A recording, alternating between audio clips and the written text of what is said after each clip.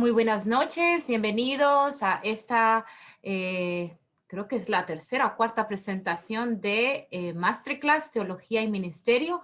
Mi nombre es Lía Salinas, soy la directora del Ministerio Hispano para la Arquidiócesis de Baltimore y también sirvo como la chair de la región episcopal 4 para el proceso del quinto encuentro y vicepresidenta de la Asociación Nacional Católica de Directores de Ministerio Hispano.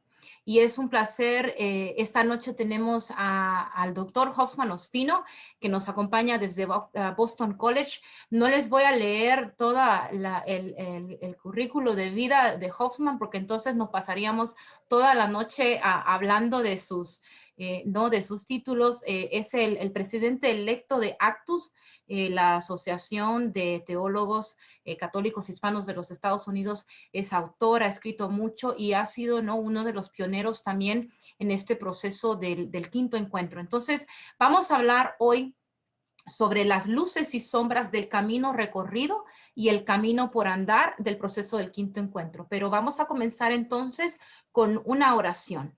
En el nombre del Padre, del Hijo y del Espíritu Santo. Dios de infinita misericordia, tú que enviaste a tu Hijo resucitado a salir al encuentro de los discípulos de Emaús, concédenos hoy un espíritu misionero y envíanos a salir al encuentro de nuestras hermanas y hermanos, a caminar junto a ellos en amistad, a escuchar sus tristezas y alegrías con compasión y proclamar tu palabra con valentía para que puedan reconocerte de nuevo en la fracción del pan. Esto te lo pedimos en nombre de tu Hijo amado, en el nombre del Padre, del Hijo y del Espíritu Santo. Pues como les dije, tenemos en esta conversación que vamos a tener, es un placer todas las personas que nos acompañan, el interés que esta plática ha recibido.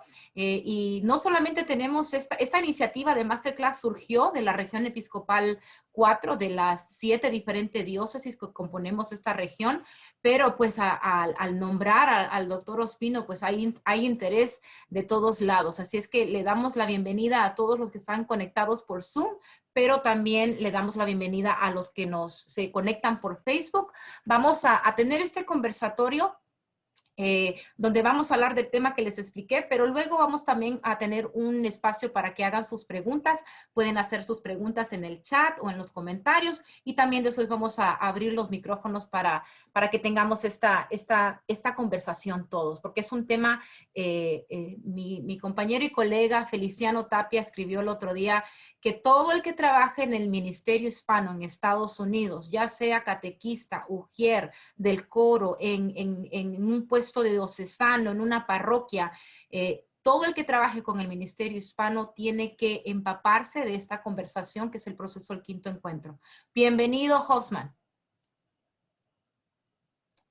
Muchísimas gracias, Lía, y es un gusto estar aquí con ustedes. Veo a muchos rostros familiares y bueno, me siento en familia. Excelente, gracias.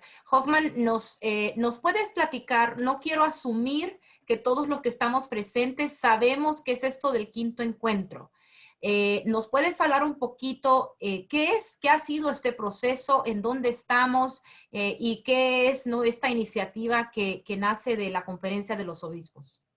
Claro. Mira, el proceso del quinto encuentro es un proceso básicamente que, aunque tuvo lugar el evento principal en el año 2018, debiésemos decir que el quinto encuentro comienza en los años 60, al momento del Concilio Vaticano II. El Concilio Vaticano II, la Iglesia, no recibe un mapa para la vida pastoral, la vida espiritual, la vida teológica. Y entonces el Concilio Vaticano II, con sus constituciones, decretos, declaraciones, nos ofrece una visión renovada de lo que significa ser iglesia. En los Estados Unidos, la comunidad hispana comienza a hacer un discernimiento en los años 60, 70, aunque ya se venía haciendo por muchos años atrás también, pero a la luz del concilio. Y entonces, pues, comienzan a haber una serie de reflexiones por medio o a través de el liderazgo de agentes pastorales de distintas partes del país. Chicago, Los Ángeles, San Antonio, Houston, Nueva York, Baltimore, Washington, y muchísimos otros lugares, Miami. Y eventualmente estas personas deciden encontrarse en el año 1972. Se encuentran. Por primera vez, estos líderes se encuentran en Washington, D.C. Y entonces se reúnen a discutir, a dialogar, a imaginar cómo la Iglesia Católica puede servir mejor a la comunidad hispana que va creciendo. En aquella época, los años 70, la comunidad hispana a duras penas era el 9-10%, tal vez menos, de toda la población católica en los Estados Unidos, ¿no? La metodología que se utiliza, ¿no? O el término encuentro, de hecho, viene de la experiencia latinoamericana. En América Latina se venían haciendo muchos encuentros también entre obispos, laicos, religiosas, religiosos. Y entonces esta idea de encuentro se trae a los Estados Unidos y se implementa a la americana y a la latina en los Estados Unidos. Fue bien interesante. La experiencia luego comienza a crecer. En 1977 ocurre otro encuentro y esta vez los encuentros ya comienzan a adquirir procesos de consulta, que es algo fascinante. En esos procesos de consulta se comienza a preguntar a las parroquias, se comienza a preguntar a los grupos religiosos, a los movimientos apostólicos, a las diócesis, oficinas, agentes pastorales. Luego, en 1985, ocurre el tercer encuentro, que es precedido de 2 años de grandes consultas. Para ese tercer encuentro, cerca de 500,000 de personas fueron consultadas, ¿no? Y nuevamente, la idea es traer a todos los agentes de pastoral, ordenados, consagrados, laicos, personas que estén interesadas en la vida pastoral, a reflexionar especialmente cómo podemos acompañar mejor a la comunidad hispana, cómo poder hacer procesos de pastoral, etc. Luego, en el año 2000, ocurre un encuentro que se llama el Encuentro 2000 y es considerado como por algunas personas o por muchas personas como el cuarto encuentro. Y este fue un encuentro que no se enfocó solamente en la comunidad hispana, sino en la realidad multicultural. Tiene algunas catequesis, pero no el movimiento de consulta masivo que tuvo el tercer encuentro y el segundo también. En el año 2006 se hace un encuentro de jóvenes, un encuentro nacional de pastoral juvenil hispana, que fue muy interesante, ocurre en la Universidad de Notre Dame y se enfoca exclusivamente en la realidad. Ese encuentro anticipa el énfasis que eventualmente el quinto encuentro tendría en la juventud. No, de hecho, si me preguntan históricamente, debiésemos haber considerado el encuentro de jóvenes como el quinto encuentro, porque tuvo un encuentro que siguió el proceso, tuvo bastante impacto y hoy en día seguimos todavía haciendo planes pastorales a la luz de ese encuentro. Pero bueno, se mantiene como el Encuentro Nacional de Pastoral Juvenil Hispana. Luego, entonces, a medida que la comunidad hispana sigue creciendo y todo, ¿no? A mediados de la segunda década de los años 2000, nos encontramos con la necesidad de seguir reflexionando ahora, por un lado, ante la realidad de que la comunidad hispana es más del 40% de toda la población católica en los Estados Unidos. Ya no podemos hablar de una minoría. Ya no podemos hablar de un grupito pequeñito en Los Ángeles o en el sur o en el norte, sino que ahora estamos hablando de casi la mitad de la Iglesia Católica en este país es hispana. Y por otro lado, estamos hablando de una iglesia muy joven, Se estima que aproximadamente el 60% de todos los católicos menores de 18 años son latinos o se identifican como latinos, la gran mayoría nacidos en los Estados Unidos. Entonces, la iglesia se lanza en este proceso de reflexión con una doble finalidad, ¿no? La doble finalidad es, por un lado, entender cómo la iglesia en sus estructuras, la iglesia como institución, diócesis, parroquias, organizaciones, pueden acompañar mejor a la comunidad hispana católica, y por otro lado, cómo la comunidad hispana puede responder mejor con su protagonismo como agentes de la pastoral en los procesos de evangelización. Hoy en día, cuando preguntamos quién va a hacer la evangelización en los Estados Unidos, los hispanos no nos podemos quedar simplemente con la idea de que alguien más lo va a venir a hacer por nosotros. Nosotros somos los responsables de esta realidad. Y algo que tienen en común los encuentros, los 5 encuentros, es que han sido convocados, ¿no? Y han sido patrocinados por la Conferencia de Obispos Católicos de los Estados Unidos con el apoyo de muchísimas organizaciones. Una visión histórica más o menos. Excelente, gracias. Sí, y siempre me gusta explicar el proceso porque a pesar de que la mayoría de nosotros, digamos, los líderes que estamos involucrados a nivel diocesano, a nivel en asociaciones, instituciones nacionales, sabemos qué es el proceso, pero muchas personas de la base nunca se enteraron. El memo nunca les llegó y es por eso que quería que platicaras un poquito la historia de los encuentros. Tenemos sacerdotes que han venido a los Estados Unidos a hacer misión y que no, y muchos, ¿no? Que han venido a este país y que no conocen la historia o la trayectoria del ministerio hispano en la Iglesia Católica en los Estados Unidos. Así que gracias por ese resumen. Ahora te pregunto, ¿cuál ha sido tu rol? Yo obviamente sé que tú has estado involucrado desde que nació este quinto encuentro como teólogo, ¿no? Y como investigador. ¿Cuál ha sido tu caminar en este proceso? Bueno, yo creo que la mejor manera de describir mi papel en el proceso del quinto encuentro es como alguien que camina con la misma comunidad, ¿no?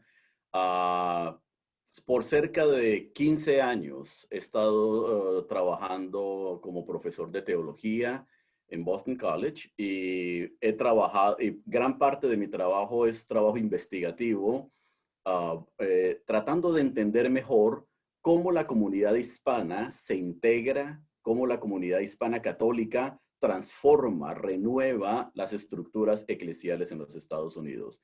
He hecho varios estudios a nivel nacional de parroquias católicas con ministerio hispano, colegios católicos o escuelas católicas que sirven a las familias hispanas. Y este proceso de diálogo y de investigación ¿no?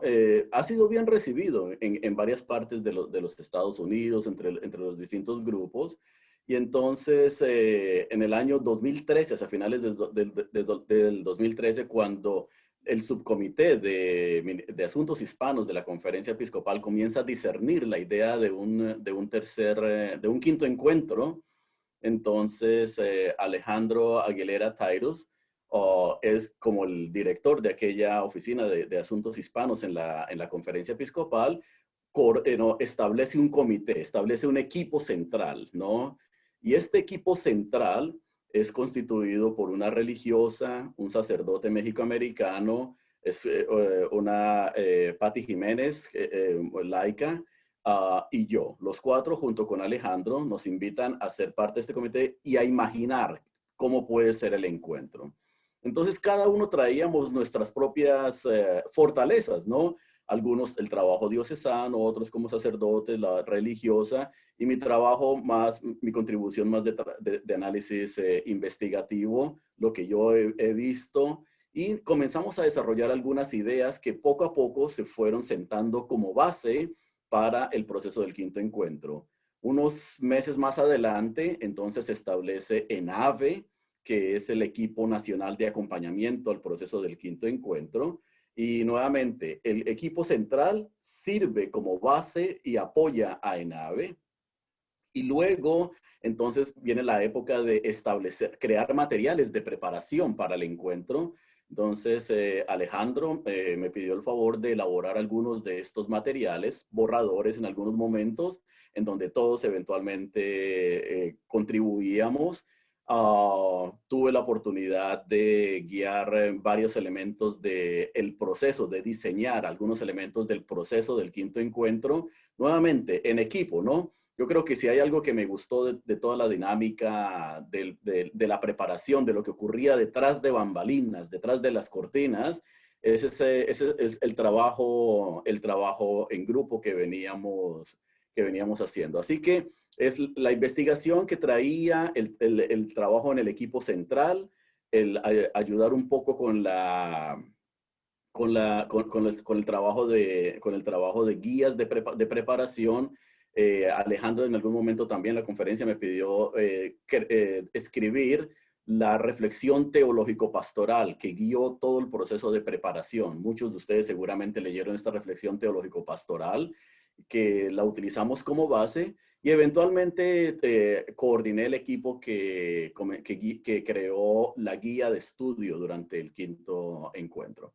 Más o menos esa fue mi trayectoria. Y ya después de eso, una vez que todo comenzó a funcionar, entonces ya otros grupos y otros líderes a nivel regional, a nivel diocesano, comenzaron a tomar mucho más liderazgo. Claro que sí, ¿no? Y tu contribución ha sido esencial para el proceso. Y también quiero recalcar, ahorita que hablamos de esta contribución y de este trabajo en equipo, el trabajo que hicieron muchos directores diocesanos, que fueron los que se encargaron, muchas veces nadando contra la corriente. Tratando de implementar el proceso en sus diócesis, convenciendo también a los sacerdotes a que se unieran al proceso. Muchas veces tocó convencer a los obispos. Yo me recuerdo que a mí en un momento un sacerdote me dijo, es que yo no creo en procesos. Entonces, nos encontrábamos ahí con roadblocks, ¿no? Con dificultades. Entonces, quiero, de alguna manera, aquí nos acompañan algunos de esos directores diocesanos, algunas personas que también estuvieron involucradas desde el comienzo y otras que se unieron en el camino. Vamos a entrar entonces ahora a la carne de este tema, ¿no? Le llamamos luces y sombras porque en los procesos también se tiene que ver y analizar qué fue lo que funcionó, qué se pudo haber hecho mejor y el camino que no solamente ver hacia atrás el camino que hemos recorrido, pero qué podemos hacer y yendo hacia adelante. Entonces me gustaría, Hobsbawm, que nos compartas a tu criterio cuáles han sido esas luces, ¿no? Hablabas de que te gustaba mucho esto del networking que se hizo y de trabajar en equipo, pero en el ámbito no general del proceso, ¿cuáles pueden ser algunas de esas luces que tú crees que son las que más han resaltado? Bien. Bueno, voy a comenzar resaltando lo que llamaría 4 luces. No, yo creo que sería importante, aunque son muchísimas. Yo creo que fue un proceso bastante rico y es un proceso que todavía no culmina. Continuamos en ese proceso. Pero lo primero que yo resaltaría es una conciencia eclesial con relación a la presencia de la comunidad hispana. Yo creo que eso fue algo importante que hizo el proceso del quinto encuentro. Creó una mayor conciencia entre obispos, líderes sacerdotes, líderes diocesanos y líderes pastorales, de que la comunidad hispana está aquí, aquí estamos y aquí nos quedamos porque somos la iglesia. Y yo creo que esa conciencia eclesial ayudó muchísimo. Yo tuve la oportunidad de conversar con obispos, por ejemplo, que me decían, los números que ustedes me están diciendo en mi diócesis no eran los números que yo tenía en eso. Y ahora, ¿qué más puedo hacer para trabajar con la comunidad hispana? Yo creo que esa realidad, ese reconocer que la comunidad hispana está creciendo y sobre todo muchas personas, muchos líderes pastorales todavía no podían creer que habláramos de que la mayoría de los jóvenes católicos en los Estados Unidos, de hecho, son latinos. ¿Por qué? Porque no los vemos en los grupos, no los vemos en las organizaciones, no están en los seminarios, no están en las universidades, no están en los colegios católicos. Así que el proceso del quinto encuentro sirvió como una especie de sacudón para la iglesia institucional, para darnos cuenta de que los hispanos sí estamos, ¿cierto? Y que estamos en todas partes. La segunda luz que yo resaltaría del proceso del quinto encuentro, yo creo que en gran parte tú lo acabas de mencionar, y fue básicamente la reactivación de las redes de colaboración a nivel intraeclesial en el ministerio hispano. El quinto encuentro no creó absolutamente nada de redes. Yo creo que en ese sentido necesitamos ser un tanto honestos, a excepción quizás de los equipos regionales, ¿no? Pero el quinto encuentro lo que hizo fue darle vida a muchas de las redes a nivel parroquial, a nivel diocesano. Los directores diocesanos, y coincido contigo, se echaron al hombro el proceso del quinto encuentro. Sin los directores diocesanos de Ministerio Hispano, el proceso del quinto encuentro no hubiera funcionado, al menos de la manera como funcionó, ¿no? Y quizás lo que el proceso del quinto encuentro realmente creó a nivel novedoso fue los equipos regionales, los equipos regionales que ayudaron a coordinar el trabajo diocesano y, por supuesto, el equipo nacional, pero no es la primera vez que hay un equipo nacional para aconsejar a los obispos sobre el ministerio hispano. El secretariado de Asuntos Hispanos en el pasado siempre tuvo un equipo que funcionó muy bien, de hecho, por muchísimos años, y ojalá que este equipo se vuelva a reactivar o que ENAVE, lo que hoy en día llaman ENAVE u otro nombre que le quieran dar, ese grupo ojalá se mantenga aconsejando. Yo creo, entonces, la creación de redes. Una tercera luz que yo resaltaría del proceso del quinto encuentro es que nos dio un lenguaje, especialmente a la comunidad hispana, para hablar de nuestras necesidades y de nuestras contribuciones a la experiencia católica estadounidense. ¿Por qué? Porque a pesar de que nos llamamos latinos o hispanos y no, pues la verdad es que somos muy diversos. Una cosa es ser latino en Boston, otra cosa es ser latino en Baltimore, otra cosa es ser latino en Chicago, otra cosa es ser latino en Seattle, otra en California, en Texas, etcétera, etcétera. Entonces, hay muchas maneras de hacer ministerio hispano, ¿no? Si vas a una comunidad primordialmente mexicana, pues vas a querer hacer el ministerio hispano a la mexicana. Y si vas a una comunidad puertorriqueña, lo quieres hacer a la puertorriqueña, y los colombianos la quieren hacer a la colombiana, y los venezolanos a la venezolana, y así vamos con esta multiplicidad. Aparte de eso, hay que considerar los mexicoamericanos y los latinos nacidos y criados en los Estados Unidos, que también hacen ministerio hispano a su manera. Lo que el quinto encuentro hace es provee una gramática, conceptos, categorías, movimientos que nos ayudan a hablar como iglesia hispana. Y yo creo que todavía nos queda mucho por abrir en ese sentido, pero nos da un lenguaje común. Yo he viajado a varias partes del país en donde escucho gente de distintos grupos hablar de la comunidad del quinto encuentro y hablan ese lenguaje común. Desde la reflexión teológico-pastoral que pusimos, los materiales y todo el trabajo que se vino haciendo durante el quinto encuentro. Y la cuarta luz que yo resaltaría del proceso del quinto encuentro es el énfasis en particular en los jóvenes. Jóvenes y jóvenes adultos o los jóvenes, ¿no? Que llamamos en la comunidad hispana. Es interesante que ¿no? En la comunidad anglo hablamos de los jóvenes, los jovencitos, los adolescentes, los jóvenes y luego los jóvenes adultos, ¿no? En la comunidad hispana todos somos jóvenes, hasta los de 60 años resultamos siendo jóvenes, ¿no? Eso me gusta, ¿no? Aunque 30, 35, 40 años todavía hablamos de pastoral juvenil. El punto es que la iglesia latina, la comunidad latina es una comunidad muy joven. El promedio de edad de la comunidad hispana en los Estados Unidos es 29 años. Somos unos bebitos, ¿no? Más de la mitad de nuestra población es menor de 25 años. Entonces, tenemos una capacidad enorme, pero lamentablemente la iglesia institucional a nivel nacional, a nivel regional, a nivel diocesano e incluso parroquial, no se ha dado cuenta, no se ha despertado ante esa realidad. Y el quinto encuentro hizo mella allí. El quinto encuentro resaltó constantemente, de día, de noche, a tiempo y contratiempo, diciendo que necesitamos enfocarnos en los jóvenes. Al menos se hizo un poco de ruido, se hizo lío, como dijo el Papa Francisco en ese sentido, y muchos líderes pastorales escucharon. Excelente, muchísimas gracias, Josman. Estoy de acuerdo contigo. Estas redes, estos networking han sido cruciales, creo yo, y obviamente la tecnología que tenemos hoy en día ha hecho mucho más fácil esta comunicación. En esta transmisión tenemos presente a la presidenta de NCCHM, tenemos a varios directores diocesanos, tenemos a la presidenta de la red, y qué tan importante es esta colaboración, y lo estamos viendo también en Raíces y Alas, que va a tomar lugar en los próximos meses. También quiero, si hablamos, decía el teólogo Petrock Willy de Steubenville, decía, si se habla de la luz, también se tiene que hablar de las sombras.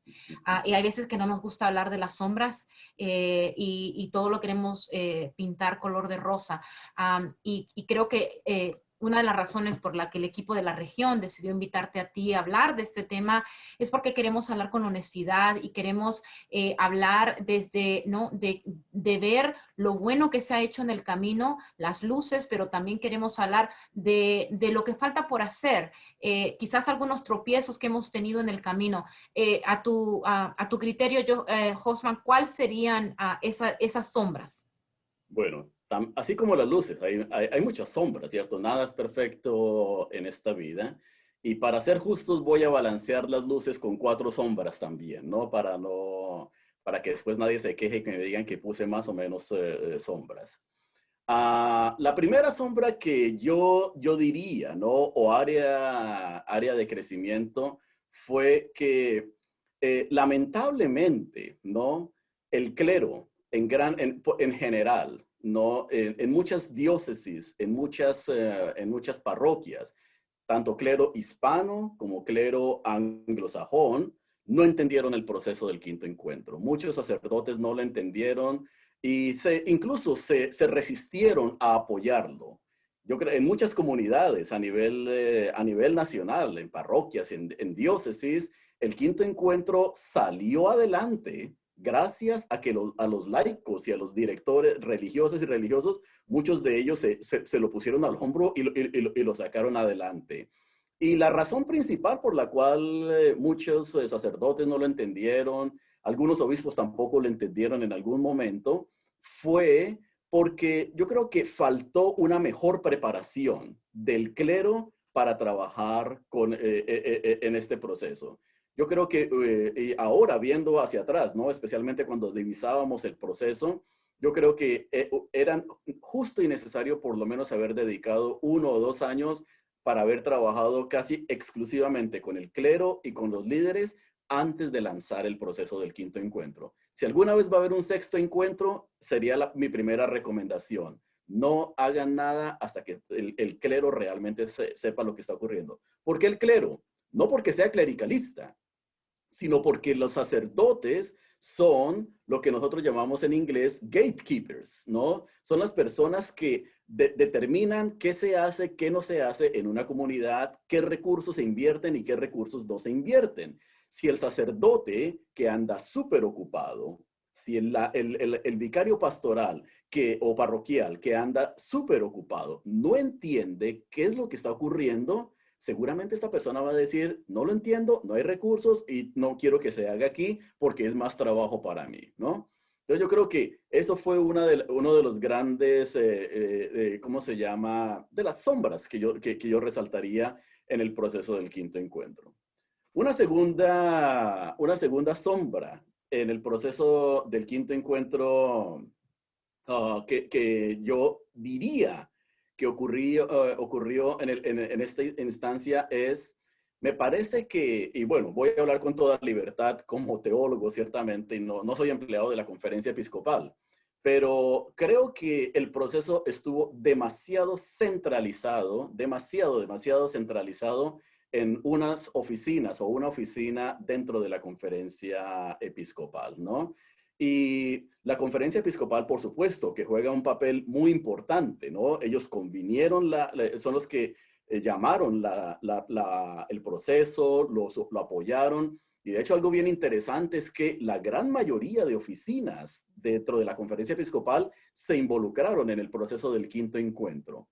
Pero como ocurre con cualquier ejercicio de centralización exagerada, la centralización ahoga. la centralización quita el aire, quita la creatividad, ¿no?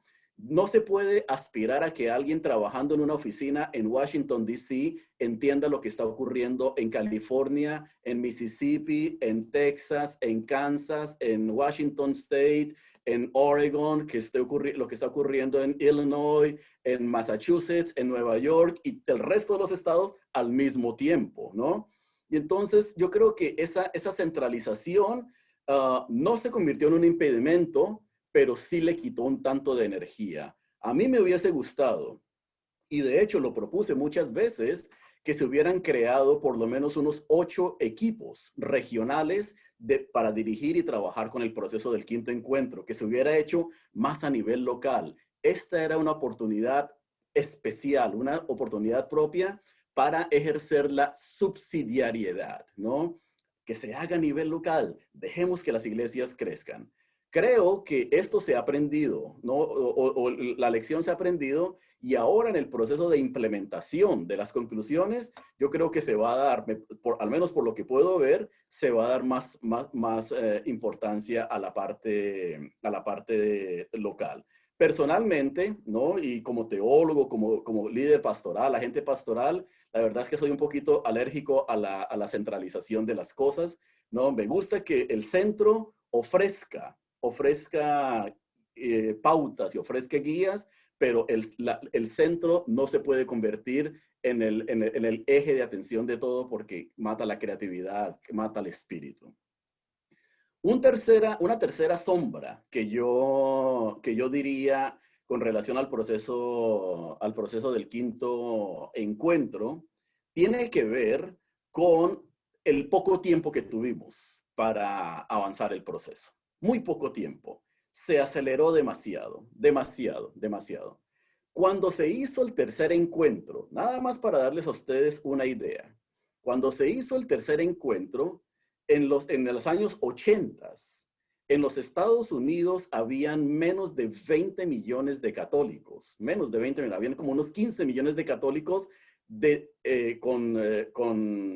cultura que se identificaban como hispanos. Era una iglesia más manejable. El número de parroquias en el año 1983, 85, el número de parroquias con ministerio hispano era menos de 2,000, más o menos alrededor de 2,000, ¿ok? Todavía no se había disparado el número de parroquias como las tenemos hoy en día. Y entonces, aspirar a tener un proceso a nivel local, diocesano, regional, ¿no? Y en un periodo de año y medio fue demasiado apretado. Yo lo veo que fue demasiado. No hubo oportunidad de respirar un poco más. No hubo la oportunidad. Y yo creo que perfectamente, actualmente en los Estados Unidos, hay cerca de 35 millones de católicos hispanos. 35 millones en total. O sea, si ustedes se ponen a pensar, tratar de llegarle a la vida de 35 millones de personas requiere tiempo, requiere de unas estrategias grandes, estrategias a nivel de tecnología, de medios de comunicación, de formación, el trabajo con los colegios, el trabajo con las universidades, formación y todo esto. Y entonces no se le dedicó mucho tiempo. Pero yo creo que nuevamente de las sombras aprendemos qué podemos hacer más hacia el futuro. Y la cuarta sombra que yo resaltaría con relación al proceso, algo que pudiéramos haber hecho mejor, es que el proceso, cuando fue concebido, y aquí ustedes se van a dar cuenta, ¿no? Lo que hace la teología en la cabeza de uno, ¿no? Pero el proceso fue concebido de una manera espiral, ¿no? En otras palabras, el proceso fue concebido que una vez que comenzaba en las parroquias, ocurría un ciclo de 5 semanas, de 5 sesiones, y entonces, mientras estas 5 sesiones apenas terminaba el primer ciclo, volvía y continuaba el siguiente ciclo, y continuaban otros ciclos. Y a medida que el primero o segundo ciclo terminaba, eventualmente saltaba a nivel diocesano en donde había otra serie de ciclos pero los ciclos de la parroquia tenían que continuar simultáneamente. Más personas haciendo la experiencia de las 5 sesiones y más personas, ¿no? Entonces, básicamente lo que tendríamos es un ciclo aquí, luego un ciclo más grande, luego un ciclo más grande y luego el ciclo nacional. Parroquia, diócesis, región y eventualmente a nivel nacional. Lamentablemente, como no hubo tiempo, no había muchos recursos y yo creo que debido al deseo de centralizarlo todo, bueno, no hubo energía para sostener todos esos ciclos. Para eso se tendría que haber contratado gente en muchísimas partes, se tendría que haber pensado en un proceso más largo. Y entonces lo que ocurre es que el proceso fue más de carácter lineal, ¿no? Fue un poquito más de carácter lineal. Comenzó en las parroquias, pero cuando terminaron las primeras sesiones en las parroquias, se acabó todo ahí en la parroquia, quedó parado, ¿no? Luego vino a nivel diocesano, se hizo a nivel diocesano y paró.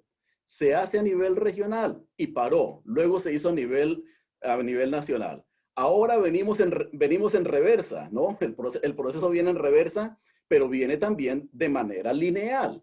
¿Qué ocurre?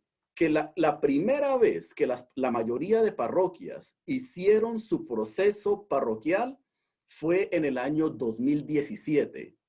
Estamos en el año 2021. En el momento en que el proceso del quinto encuentro, porque aquí ni siquiera estoy contando la pandemia, ¿no? Pero en el momento en que el proceso del quinto encuentro regrese a las parroquias, han pasado 4 años. Mis queridos amigos, hace 4 años yo tenía más pelo, más cabello que lo que tenía hoy en día, ¿no? Hace 4 años mis hijos estaban pequeñitos, ya ahorita están mucho más grandes. Hace 4 años era menos sabio que lo que soy hoy, o tal vez al revés, no sé cuál sería la situación. Pero en 4 años, ¿saben cuántos latinos han llegado de América Latina en los últimos 4 años? Cerca de 3,5 millones de latinos han llegado y se han establecido, la mayoría católicos, nuevas personas, nuevos sacerdotes y todo. Entonces yo creo que esa falta de mantener los ciclos concéntricos y los espirales, yo creo que en gran parte ha incapacitado la posibilidad del proceso del quinto encuentro para dar más vida. Y aún así, a pesar de todas estas sombras, el encuentro sigue dando mucha vida, sigue dando mucha vida. Hubiera podido ser mejor, yo creo, pero vale la pena lo que se está haciendo. Gracias, Josman. Y mirando hacia el futuro, ¿no? Tú mismo nos dijiste que ese proceso no ha terminado, porque estamos en la parte de la implementación. A pesar de que el trabajo de base se hizo en el 2017, ¿qué recomendaciones tienes tú, prácticas para nosotros los líderes diocesanos, líderes de organizaciones nacionales y también para los líderes de la parroquia? ¿Qué podemos hacer para continuar este proceso en el día a día, en la vida de la parroquia, con los líderes que formamos, con la gente que caminamos? Bueno, hay muchas maneras en las cuales pudiéramos hacer esto, ¿no?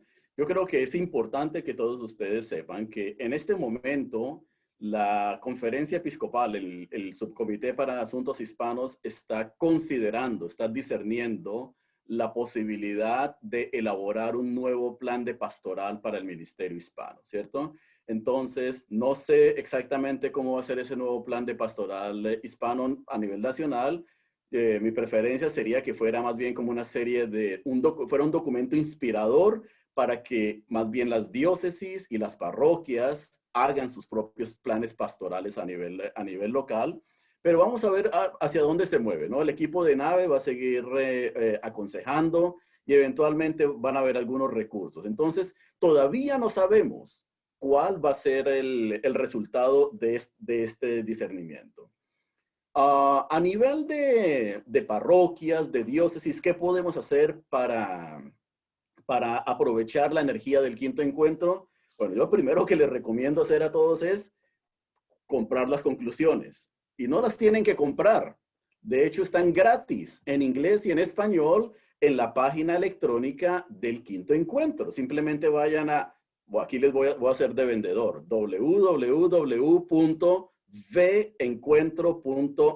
creo que es com o no me acuerdo cuál es la otra, ¿no? Y entonces, vayan allá, ahí van a encontrar las conclusiones. Estúdienlas. Yo lo que recomendaría al principio es busquen a todos sus líderes y todos los años, cada 12 meses, hagan 1 o 2 sesiones de 2 horas cada una, ¿no? De estudio de las conclusiones para mantener el lenguaje vivo, para mantener esto. 2, yo recomendaría que se implementaran la idea de las 5 sesiones que dieron vida y se convirtieron en eje de la metodología del quinto encuentro, que tomen esas 5 sesiones y las hagan permanentemente dentro de la vida de sus parroquias, en la vida de sus movimientos eclesiales, a nivel diocesano, en la catequesis. Ahí está, la acaban de poner. Es 5 encuentro, vencuentro.org. Muy bien. Entonces, es importante que se hagan estas 5 sesiones. Miren, una pastoral demasiado obsesionada, una pastoral demasiado enfocada en programas, se convierte en una pastoral estéril. Es una pastoral que se traba, ¿no? Porque mucha gente piensa que si tú haces el programa de 6 meses, inmediatamente todo el mundo va a resultar siendo San Ignacio de Loyola o la Madre Teresa de Calcuta y vamos a tener vocaciones, ¿no? Por ejemplo, ustedes, yo lo he visto en muchas parroquias. Tenemos un programa de vocaciones, un programa para promover vocaciones. Vienen, dan una serie de charlas y todo el mundo se va para su casa y no sale nada, ¿no? Lo que necesitamos, yo creo que el proceso del quinto encuentro fue concebido como un ejercicio evangelizador, un ejercicio evangelizador. Entonces yo lo que recomendaría es eso, retomar esas 5 sesiones, caminarlas constantemente, y yo les puedo asegurar que una vez que las personas hayan pasado por ese proceso en varias ocasiones y entren en diálogo, la comunidad va a poder implementar y va a poder decir, mira, necesitamos hacer pastoral juvenil, necesitamos hacer pastoral familiar. Las conclusiones hacen énfasis en más de 20 áreas de trabajo que se pueden hacer en la pastoral. Pastoral carcelaria, pastoral juvenil, pastoral de colegios, pastoral familiar, trabajo en las universidades, bueno, y tantas cosas que hay en la vida de la parroquia. Pero mi sugerencia es retomar la metodología más que enfocarse en los programas. Excelente, Josman. Y también son 28 áreas ministeriales. Y también quiero recalcar que en el proceso a las diócesis y a las regiones se nos encargó de también nosotros mismos, como tú decías, la realidad de California no es la misma que el este, no es la misma realidad que Luisiana, Washington, D.C. Nosotros en la región episcopal 4 somos 7 diócesis y también decidimos trabajar con ese documento, ¿no? Con los Proceedings and Findings, y como sabíamos que no nos íbamos a poder enfocar en esas 28 áreas, porque casi siempre solamente es un director del Ministerio Hispano, el que trabaja, ¿no? Solito haciendo mucho trabajo de catequesis, de pastoral juvenil, etcétera, etcétera. Entonces nosotros nos enfocamos en nuestro propio proceso. Seguimos de alguna manera colando esas áreas ministeriales y decidimos como región enfocarnos en 4 áreas, Entonces, mi recomendación también sería para las personas que están aquí y para los que nos están viendo en Facebook, es que también averigüen con sus diócesis cuáles fueron esas áreas prioritarias en las que la región o la diócesis decidió enfocarse, ¿no? Y vienen siendo casi siempre las mismas, ¿no? Pastoral familiar, el área de inmigración, pastoral juvenil, etcétera, etcétera. Esa sería mi recomendación. Quiero, antes de continuar, hacer alguna observación general que nos pudieras dar, Josman, antes de tomar las preguntas de la audiencia, es en general, ¿no? ¿Qué aprendimos de las luces, de las sombras? ¿Qué aprendimos de este proceso y dónde estamos ahorita en este momento? Si hay algo que yo diría aprendimos del proceso del quinto encuentro, es que aprendimos una manera renovada de hablar de iglesia. Yo creo que el quinto encuentro fue inspirado por las palabras del Papa Francisco en su exhortación apostólica, La alegría del Evangelio, en donde nos invita a ser una iglesia en salida. Yo creo que eso es fundamental, una iglesia fundamental. En los Estados Unidos tendemos a hacer una pastoral demasiado centralizada, sentados detrás de las pantallas de nuestros computadores. Tendemos a hacer una pastoral que es bastante oficial, muy de oficina. Y yo creo que el proceso del quinto encuentro nos enseñó algo que es que hay que ir a las periferias. Por ejemplo, el trabajo misionero, algo que me encantó, y esto es una de las luces que irían más de las que ya mencioné, es que las distintas sesiones, cada sesión terminaba con un envío misionero, Y la idea era ir a buscar a alguien que estuviera en una periferia, ya sea geográfica, social, eclesial o existencial.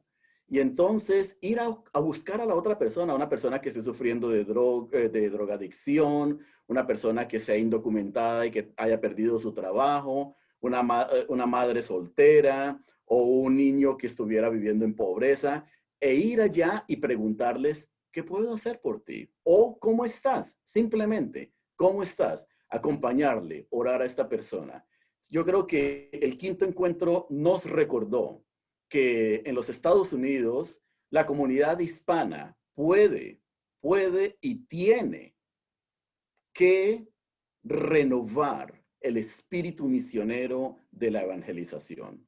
Es muy, ¿qué te diría, Lía? Es muy descorazonador ver cuando el catolicismo se reduce a política, cuando el catolicismo se reduce a ideología, cuando el catolicismo se reduce a propaganda ideológica que se hace por aquí o por allá.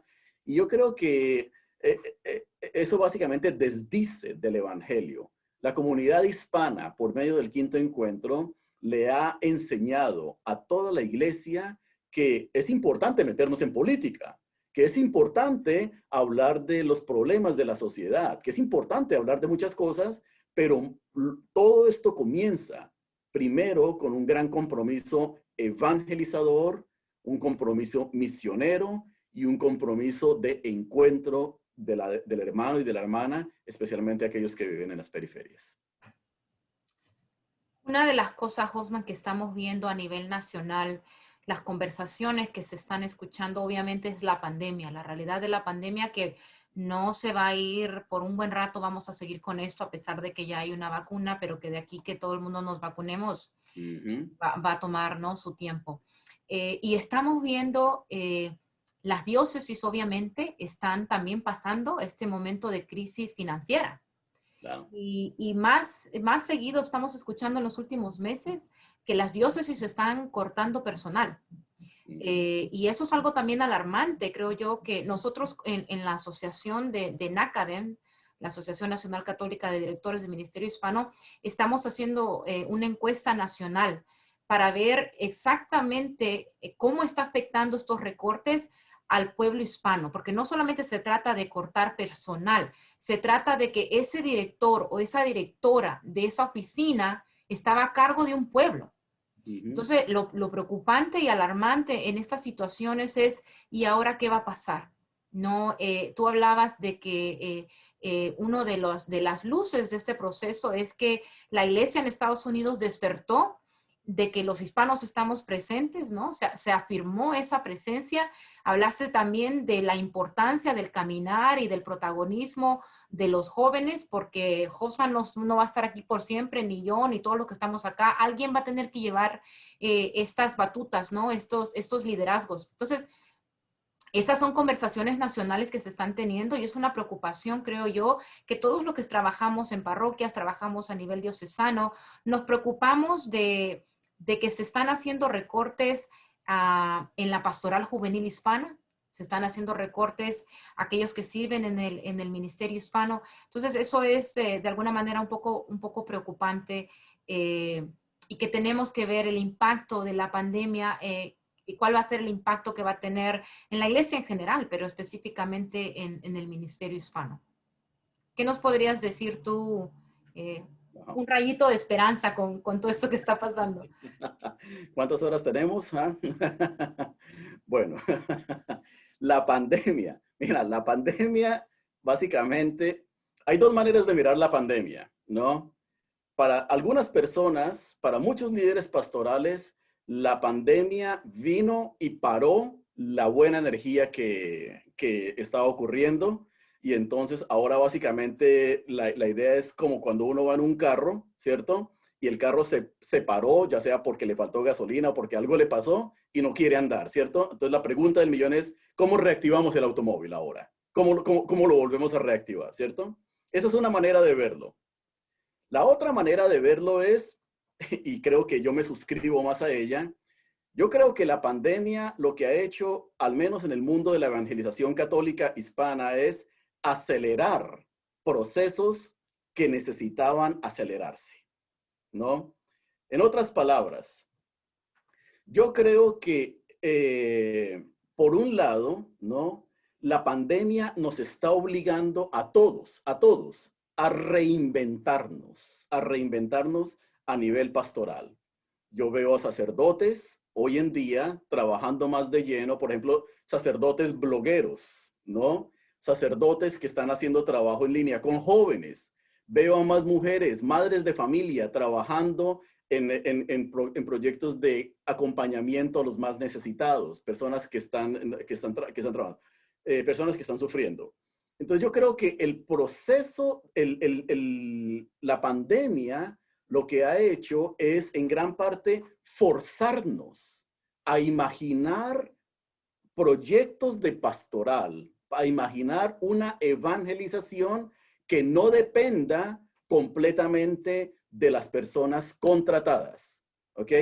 Ahora, todavía no me vayan a quitar la cabeza los que son contratados y los que trabajan para la iglesia. Como latinos tenemos que, nosotros, por un lado, tenemos que reconocer que es importante, ciertamente, ser directores diocesanos de evangelización, ministerio hispano. Me gustaría que más, ¿cómo se llama? Latinos fueran vicarios episcopales y que los latinos ejerciéramos más poder, más actividad de servicio en la iglesia, sin ninguna actividad, ¿no? Pero algo que tenemos que tener en cuenta también es que nosotros como latinos también podemos caer ¿cómo se llama? En la trampa de imaginar que si no tenemos a un cura, o si no tenemos a una persona contratada en la parroquia, o si no tenemos a alguien contratado de tiempo completo, no puede haber pastoral. Es una de las críticas que se le ha hecho a la pastoral de los Estados Unidos desde África, desde América Latina y desde Asia, constantemente. Cuando nos miran, nos dicen, ustedes en los Estados Unidos se han convertido en los burócratas de la pastoral, ¿cierto? En los burócratas de la pastoral. Y eso aplica tanto al clero como a los laicos, ¿no? Entonces yo creo que esta es una oportunidad para nosotros de reimaginar cómo hacemos la pastoral, ¿no? O sea, si nos contratan en una parroquia, ¿a qué nos contratan? ¿A escribir papeles y a imprimir cosas y a mandar correo? ¿O nos contratan en una parroquia para ser agentes de cambio, ¿no? Algo que yo he visto nacer en estos días de la pastoral, estos días de la pandemia, me encanta y me quito el sombrero frente a los organizadores comunitarios. Las personas que están haciendo community organizing, organización comunitaria, se han convertido en los grandes campeones de la evangelización en los últimos, especialmente en el último año. ¿Cómo? Son personas que están abogando por las vacunas. Son personas que están abogando que están abogando por aquellas personas que están siendo maltratadas en la frontera con la migración. Son personas que están buscando ver cómo podemos evitar que tiren a la calle a una persona que no puede pagar la renta. Son personas que están a la luz del evangelio acompañando a la persona homeless, a la persona que no tiene hogar, que no tiene a dónde ir y lo están rechazando de todas partes porque da miedo que se contagie con el virus del COVID-19. Los organizadores comunitarios nos están ofreciendo una nueva manera de hacer evangelización en este instante. Las personas que se lanzaron en la época de la pandemia a trabajar en línea, en los medios de comunicación social, a crear vídeos, a hacer este tipo de trabajo como el que tú estás haciendo, Lía, estas personas son los que nos están ayudando a reimaginar la pastoral. Y el proceso del quinto encuentro, yo creo que a nadie se nos pasó por la mente en el proceso del quinto encuentro de decir, vamos a trabajar fuerte y a crear todos estos documentos porque el otro año vamos a tener una pandemia. Nadie se lo imaginó. Pero lo que el proceso del quinto encuentro sí nos enseñó fue una cosa, y vuelvo a decirlo la vez pasada, si no somos una iglesia en salida, vamos a convertirnos en irrelevantes. Yo creo que mejor, entonces vuelvo a la imagen del carro. Más que tratar de reencender el automóvil, yo creo que en algún momento tenemos que pensar si reencendemos el automóvil, tiene que ser para algo novedoso, algo más rico, o de lo contrario, dejémoslo ahí y sigamos a pie, porque es más fácil llegarle a la gente así.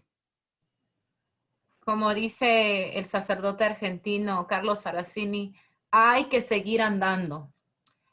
Voy entonces a pasar a este tiempo de preguntas. El padre Lalo, de la diócesis de Arlington, asesor de las comunidades eclesiales de base, nos dice cómo poder continuar el proceso del quinto encuentro con metodología de las 5 sesiones Ver, Juzgar y Actuar, cuando una gran mayoría de las personas que participaron en el pasado encuentro fueron laicos y laicas de movimientos eclesiales que siguen sus propios lineamientos, planes y espiritualidades. Bueno, ese es el gran desafío. Bueno, ese es uno de los grandes desafíos. A ver, los movimientos eclesiales son pulmones de energía y de espiritualidad para la iglesia, ¿no? La renovación carismática, el neocatecumenado, los cursillistas y todos los grupos, ¿no? Comunidad San Egidio, Focolare, Schoenstatt y muchísimos otros, la Legión de María. Entonces, yo creo que lo que hay que hacer, y es algo que no hemos hecho, y nuevamente, vuelvo al punto que les decía anteriormente, el proceso del quinto encuentro fue bonito, pero se aceleró demasiado y no nos dio tiempo de hacer ciertas cosas. Pero yo creo que ahora, padre, por ejemplo, la pregunta que usted hace es muy buena. Yo creo que ahorita lo que deberíamos hacer es, líderes de la renovación carismática, por ejemplo, deberían sentarse y coger esas 5 sesiones y adaptarlas a la luz de su propia espiritualidad, ¿cierto? ¿Y qué significaría hacer las 5 sesiones como carismáticos? ¿Qué significaría hacer las 5 sesiones como Legión de María? Y una vez que estos grupos hayan rediseñado las 5 sesiones, manteniendo el espíritu, yo diría, entonces literalmente rehacerlas y rehacerlas constantemente. No creo que tenga que haber paridad completamente en la manera como lo hace un grupo comparado al otro y al otro, o los que no se identifiquen con un movimiento eclesial. Yo creo que la clave es que se mantenga el espíritu misionero, que se mantenga la centralidad de cómo la comunidad hispana no necesita ser protagonista y que se mantenga especialmente ese énfasis en los jóvenes. Mi preocupación más que todo no es tanto la metodología, yo creo que ya está. Yo creo que mi preocupación es el por qué hacemos esto, ¿no? El por qué hacemos este tipo de evangelización.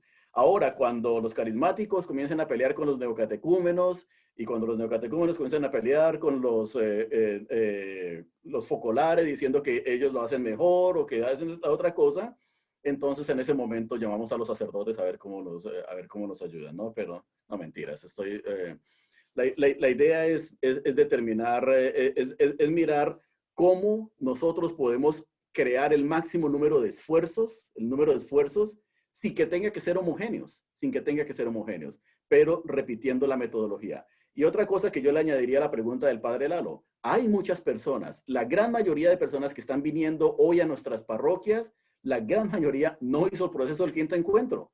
Por eso yo les dije a ustedes, hay que volver a hacerlo de una manera constante. Me encantaría que todas las parroquias lo hicieran por lo menos unas 2 o 3 veces al año y que lo hiciéramos así por 10 años. Yo creo que ahí mantendríamos el impulso del quinto encuentro. Un comentario de Facebook de nuestra amiga Katia Arango. Dice, si los movimientos se sienten incluidos desde sus propias espiritualidades por parte de la estructura de la iglesia, ellos responden en el servicio misionero de la evangelización. Gracias, Katia. Saludos.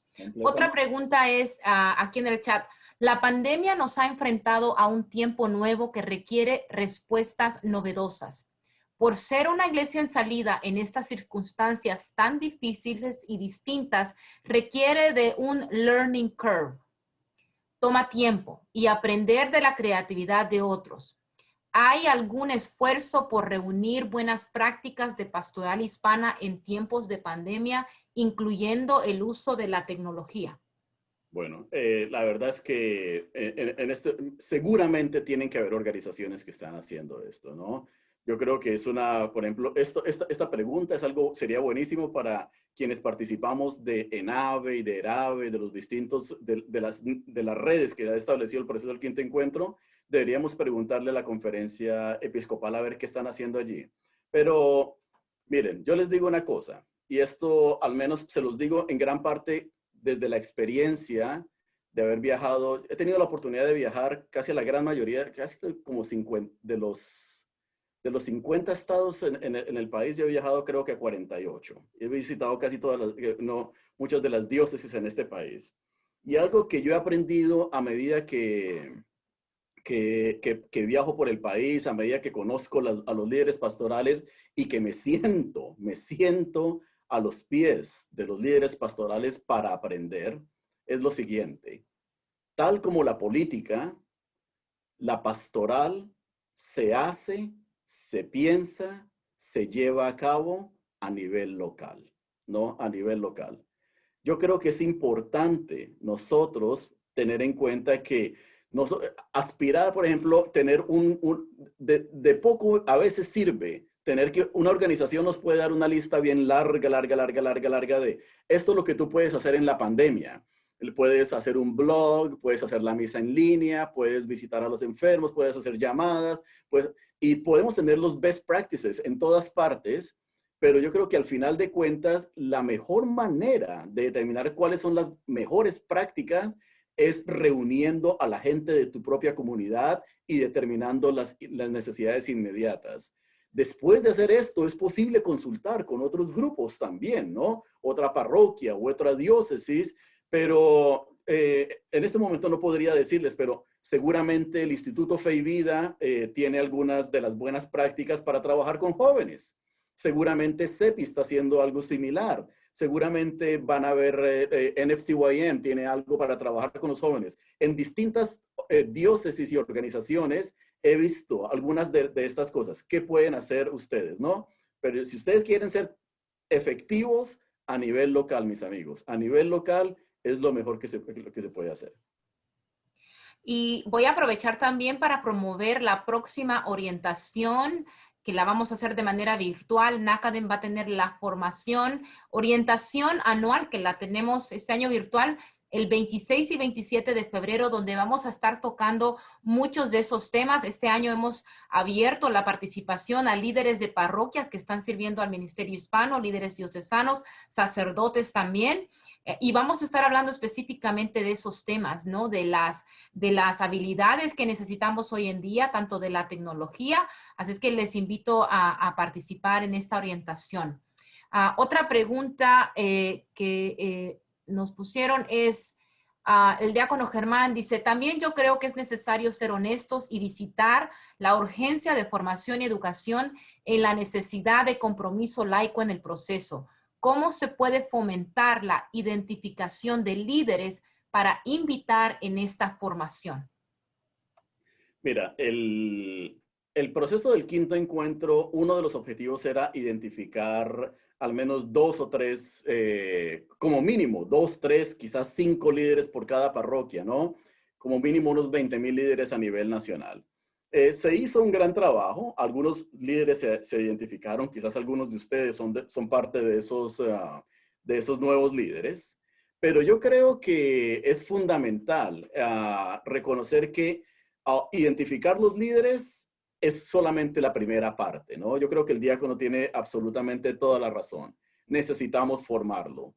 Hoy en día tenemos una gran riqueza de recursos para la formación de agentes pastorales laicos que no existía en los años 70.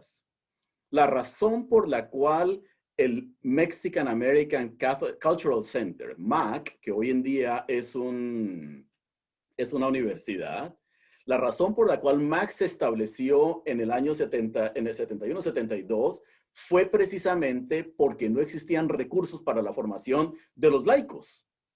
Hoy en día tenemos universidades por todas partes, tenemos seminarios, institutos pastorales. Ustedes quieren formar a jóvenes para pastoral juvenil, el Instituto Fe y Vida, CEPI, están listos para formarlos.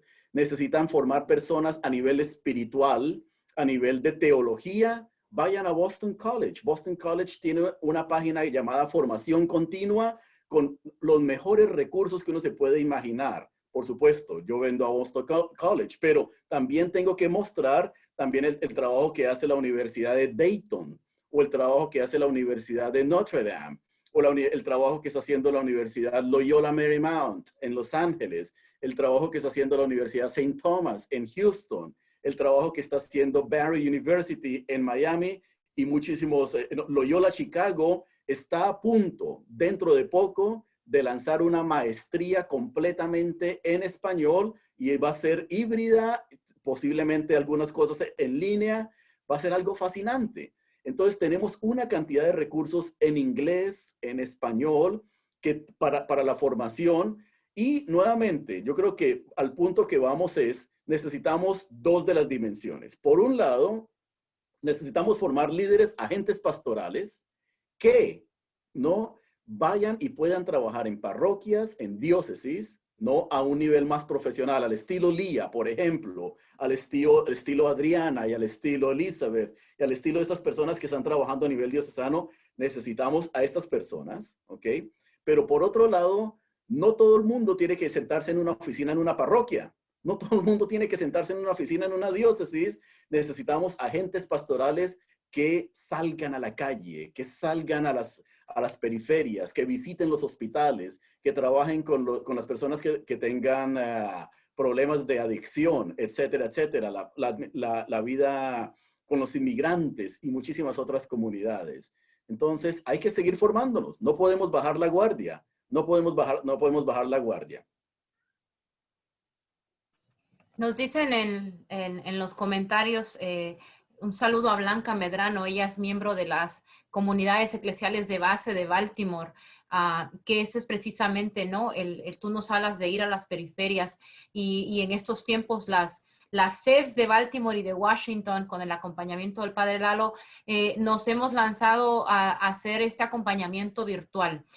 Tú hablas, Hosman, de algo tan real que hoy hemos visto los organizadores, los community organizers, pero yo también quiero recalcar el trabajo que muchos latinos, laicos, feligreses, grupos de oración, sin que nadie se organizara. Ahora en la pandemia han llevado comida, las parroquias se han organizado con estos food banks. Les doy un saludo a todas esas personas que se organizaron, que se preocuparon de su hermano, de su prójimo y que hasta hoy en día siguen buscando esos recursos, siguen buscando las vacunas, siguen buscando los exámenes, tanta testimonios bonitos que hemos visto en estos tiempos de fraternidad, como nos está diciendo el Papa Francisco.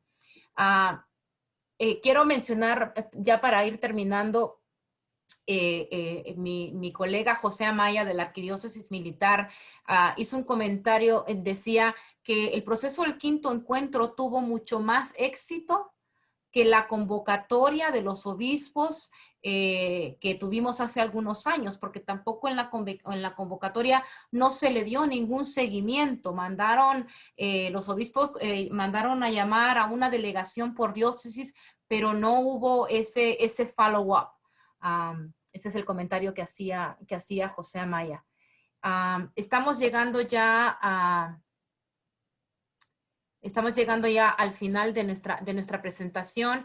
Hay muchos comentarios, Hofsman, de gente que te felicita, gente que está muy contenta por esta exposición. Y nuevamente quiero agradecerte a ti por tu tiempo, por la generosidad de tu tiempo. Y por favor, vayan y lean todos estos estudios de Hofsman. Ya tiene algunos años, pero de veras que fue un eye-opening, como tú dices, ¿no? Que ya cambiaron los números. Pero para mí fue en especial cuando leí el Ministerio Hispano en Parroquias Católicas, que está disponible en inglés y en español. Creo que a muchos nos abrió los ojos, no solamente al pueblo anglo, sino que también a nosotros como pueblo latino. Y también les quiero recordar que en nuestra próxima presentación de Masterclass Teología y Ministerio vamos a tener a un joven peruano, se va a conectar desde Perú. Fernando Merino nos va a venir a hablar de esto de abrir las puertas, de ser una iglesia inclusiva. Entonces no se vayan a perder esta excelente presentación. Lo vamos a hacer el jueves 25 de febrero a las 7 de la noche. Así es que les invito a que participen. ¿Algunas últimas palabras, Hofsman, antes de despedirnos? No, muchísimas gracias a todos y yo creo que especialmente gracias por su interés en este tema. Yo creo que y gracias por mantener la energía, ¿no? Con relación al quinto encuentro. El quinto encuentro no es un programa, el quinto encuentro no le pertenece a ninguna oficina, el quinto encuentro no le pertenece, no es una iniciativa simplemente, sino el quinto encuentro es ante todo una invitación a la evangelización, una invitación a la iglesia, a ser una iglesia en salida. Así que sigan pensando, sigan reflexionándolo y ojalá que en el futuro nos volvamos a encontrar, ¿no? Ya sea virtualmente o en persona. A mí al principio me quejaba un poco porque no me encontraba con las personas a nivel personal, pero me doy cuenta que hoy tengo más amigos a nivel virtual, entonces mientras tanto le hacemos virtualmente. Excelente, muchísimas gracias y vamos entonces a agradecer a todos los que se conectaron por medio del Zoom y a los que están conectados también desde el Facebook. Esto es lo lindo de la tecnología, que ahora estamos súper conectados. Hay gente que se conecta de diferentes partes de los Estados Unidos y también de Latinoamérica. Pueden utilizar el mismo enlace cada vez que van a conectarse para estas series de teología y ministerio.